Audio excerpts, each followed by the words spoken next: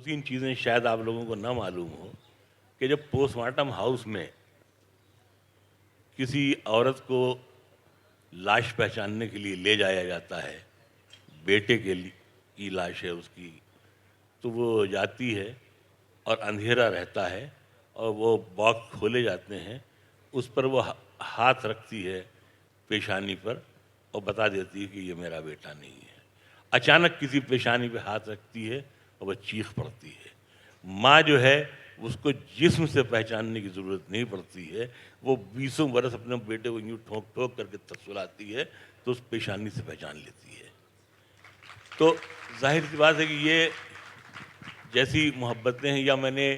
ایک مسلم میتھالوجی میں نے ایک پڑھا تھا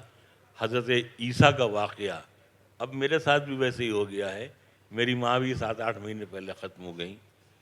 تو حضرت موسیٰ سے خدا نے جب ملنا چاہا تو وہ پہاڑ پر بہت اترا کے چل رہے تھے، اکڑ کے چل رہے تھے، جھوم کے چل رہے تھے، مستی کے عالم میں چل رہے تھے، تو آواز آئی خدایا بھگوان کی کہ موسیٰ اترا کے مت چل، اب تو تیری وہ ماں بھی نہیں رہی جس کی دعائیں تجھے بچا لیتی تھیں۔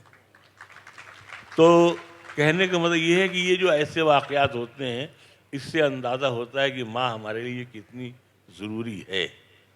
ہمارے سماج کی خرابی یہ ہوئی کہ پہلے ہم